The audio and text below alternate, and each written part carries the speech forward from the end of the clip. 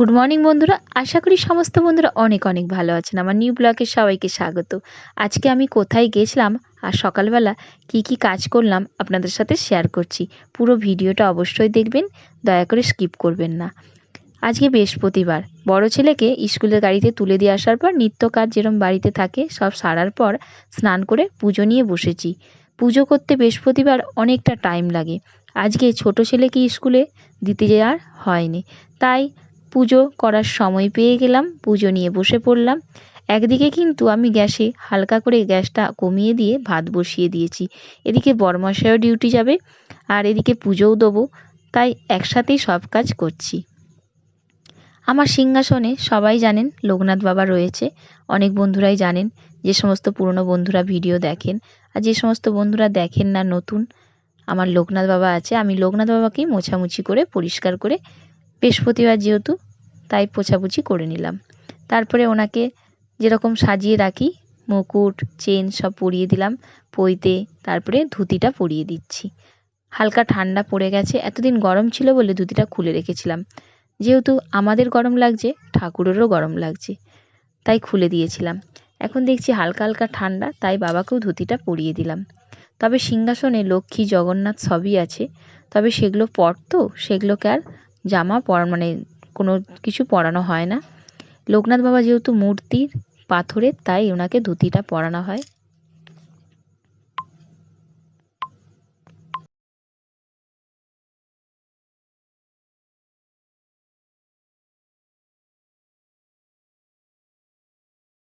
সমস্ত বন্ধুদেরই নিশ্চয়ই বৃহস্পতিবার পুজো করতে টাইম লাগে, আমার মতনই। সত্যি কথা, বৃহস্পতিবার অনেকটাই কাজ থাকে, সমস্ত ঠাকুরের মোছামুছি, পরিষ্কার করা, আলপনা দেওয়া। বাবাকে দেখুন তো কতটা সুন্দর লাগছে ধুতিটা পরার পর, কি সুন্দর লাগছে তাই না? আমি কিন্তু এই বাবার দয়াতেই বেঁচে আছি। সত্যি কথা বলতে আমার সব কিছুটাই বাবা লোকনাথ। সিংহাসনে রেখে দিলাম। সিংহাসনে দেখতেই পাচ্ছেন তারা মায়ের ফটো, জগন্নাথ লক্ষ্মী সবই রয়েছে, কিন্তু এগুলো ফটো তো তাই কিছু পড়াতে পারি না। ছোট সিংহাসন, অল্প ঠাকুর, ভাড়া বাড়িতে বেশি কিছু জায়গা নেই বলে বেশি কিছু ব্যবস্থা আমার করা হয় না। এবারে মালাগুলো পরিয়ে দিচ্ছি। প্রতিদিন তো মালা দিতে পারি না, বৃহস্পতিবার হলে ঠাকুরকে মালাটা পরাই।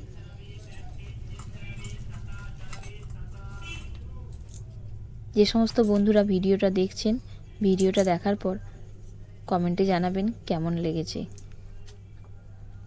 নতুন কোনো বন্ধুরা আমার চ্যানেলে আসলে চ্যানেলটিকে সাবস্ক্রাইব করবেন, অনুরোধ করছি, আমার পাশে থাকবেন।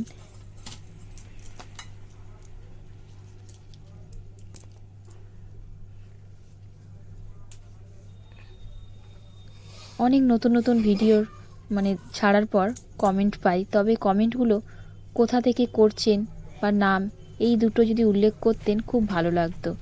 অনেক ভালো ভালো কমেন্ট কিন্তু আসছে, অনেক বন্ধুই কমেন্ট করছেন, ভালো লাগছে, কিন্তু কোথা থেকে করছেন যদি বলতেন খুব ভালো লাগতো। আমি তাহলে পরের ভিডিওয়ে আপনাদের নামটা বলতে পারতাম। এই জায়গার নাম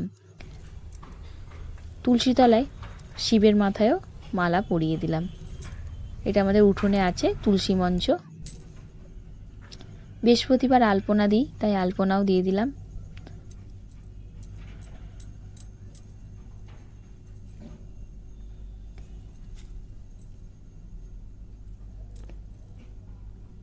আপনারা এইভাবে আমাকে ভালো ভালো কমেন্ট করতে থাকুন, আপনাদের জন্য আমি ভালো ভালো ভিডিও নিয়ে আসতে পারি, এরকমই আমিও চাইছি, আপনারাও চাইবেন। আমাকে এভাবে ভালোবাসা দিতে থাকলে আমি নিশ্চয়ই ভালোবাসা দেবো।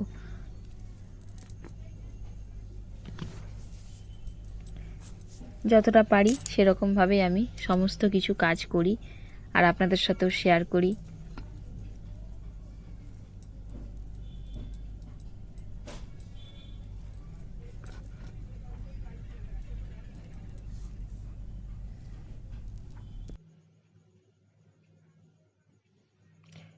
লক্ষ্মীবারে আমি লক্ষ্মীর পাঁচালি পড়ি, তাই লক্ষ্মীর বই নিয়ে বসে পড়লাম পাঁচালি পড়ার জন্য। সমস্ত কিছু একদম রেডি করে নিয়ে ঠাকুরের পুজো দিয়ে বসে পড়লাম, বইটা পড়ব।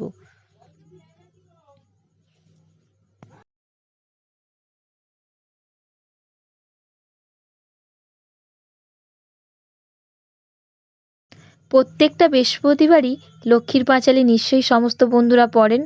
আর যে সমস্ত বন্ধুরা সময় পান না, পড়েন না 12 মাস লক্ষ্মীর পাঁচালী, পৌষ মাসে কিন্তু অবশ্যই লক্ষ্মীর পাঁচালী বৃহস্পতিবার পড়বেন। পৌষ মাস হলো লক্ষ্মীর মাস, আর মঙ্গলের জন্য সংসারের এইটুকুন আমরা করতেই পারি। তবে হয়তো অনেক বন্ধুর সময় হয় না, অল্প করে একটু সময় বার করে নিয়ে লক্ষ্মীর পাঁচালী কিন্তু পড়ে নেবেন বৃহস্পতিবার পৌষ মাসে, সংসারের মঙ্গলের জন্য। আমার পুরো বইটা মুখস্থ হয়ে গেছে লক্ষ্মীর পাঁচালী বৃহস্পতিবার পড়ে পড়ে, কিন্তু তাও বইটা হাতে নিয়ে পড়ি, মনে হয় যেন লক্ষ্মী মাই বইটার মধ্যেই রয়েছে, বেশ পড়লে হাতে নিয়ে এটাই মনে হয়। আর আমার প্রতি বৃহস্পতিবার লক্ষ্মীর পাঁচালী পড়তে ইচ্ছা করে, মানে পড়তে সময় না থাকলেও উনি যেন সময় বের করে নেয় ঠিক। এত ভালো লাগে বই পড়তে আমার লক্ষ্মীর পাঁচালী।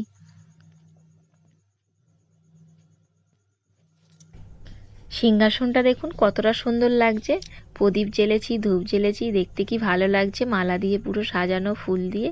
বৃহস্পতিবারই এটা হয়, আর বেবারে তো হয় না। এরপর পুজো করার পর রান্না করছি, ভাতটা দেখছি এসে হয়ে গেছে।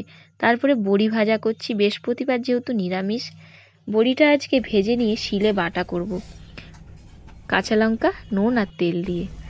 নিরামিষ রান্না বলে সোয়াবিনের তরকারি করছি, সোয়াবিনটা খেতে ভালোবাসে সবাই। এরপর বড়মশাইয়ের টিফিন গুছিয়ে বেরিয়ে পড়লাম স্কুলের রওনায়। স্কুলে যাচ্ছি বড় ছেলের স্কুলে। বড় ছেলের স্কুলটা অনেকটাই দূরে, কদমতলা। বড় ছেলে বসে আছে, খাতার প্রশ্নগুলো লিখতে পারেনি বলে বন্ধুর থেকে ভিডিও করে নিল।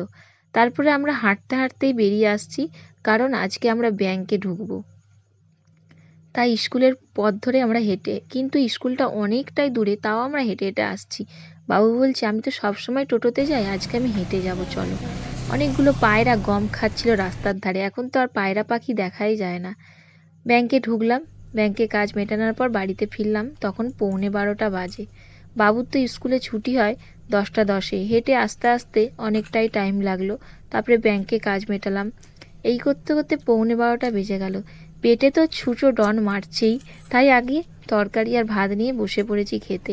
বাবু মিড ডে মিল খেয়ে এসছে, তাই খাবে না বলল, আমি আগে খেয়ে নিচ্ছি। খুব জোর খিদে পেয়েছিল। সকাল থেকে উঠে কাজ করতে করতে নিজের কিন্তু সময় হয় না খাওয়ার। আবার স্কুল থেকে আসার পথে খেলনা বাহানা করেছিল, কি খেলনা না, লাট্টু। লাট্টু কিন্তু ঘোরাতে পারছে না, অনেকবার ট্রাই করলো, তাও চেষ্টা চালিয়ে যাচ্ছে লাট্টু। দেখুন দড়িটা ঘোরালো কীরকমভাবে, আর হাতে কীরমভাবে ঢোকাচ্ছে, কিন্তু তাও পারছে না, চেষ্টা করেই যাচ্ছে। ভিডিওটা এখানের মতনই শেষ। ভালো লেগে থাকলে লাইক, কমেন্ট, শেয়ার করতে ভুলবেন না। পরের ব্লগে দেখা হবে। সুস্থ থাকবেন, সবল থাকবেন, বাই।